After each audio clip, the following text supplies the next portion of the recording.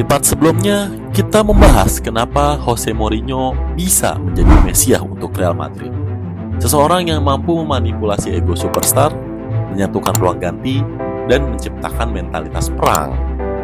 Tapi ada satu sisi lain dari Mourinho yang jauh lebih gelap. Karena metode Mourinho menyatukan tim sering kali dibangun lewat konflik, tekanan, dan manipulasi psikologis. Dan pertanyaannya sekarang, apakah Mourinho akan menyelamatkan ruang ganti Real Madrid atau justru menghancurkannya dari dalam? Bagian yang pertama, Jose Mourinho and the Dark Triad.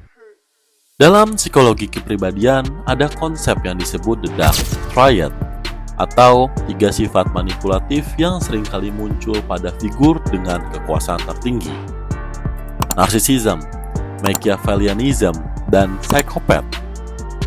Banyak psikolog olahraga yang percaya bahwa Mourinho menunjukkan 2 dari 3 pola ini dalam level tertentu, yaitu narsisism dan Machiavellianism.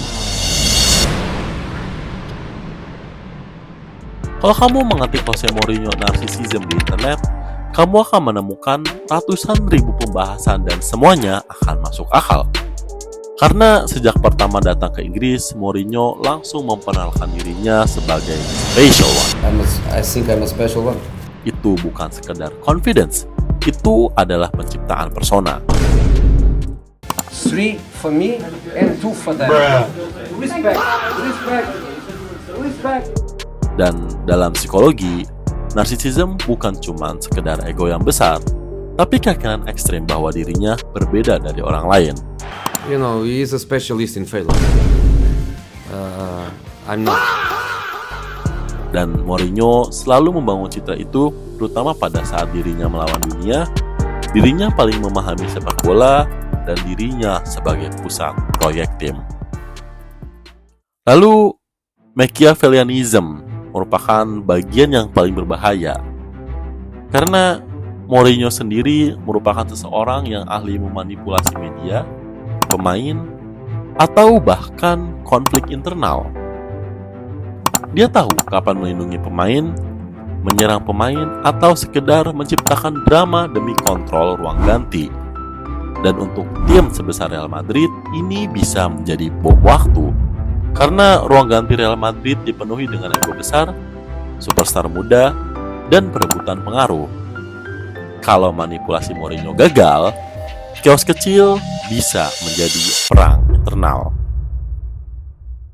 Dan masalahnya, Mourinho tidak menciptakan tekanan untuk lawan. Kadang, dia juga menciptakan tekanan untuk timnya sendiri. Dressing room burnout and paranoia. Salah satu senjata Mourinho ialah siege mentality, yang dimana ia membuat pemain percaya bahwa media membenci mereka, wasit melawan mereka, dan semua orang ingin mereka gagal. Awalnya ini efektif karena pemain menjadi jauh lebih solid.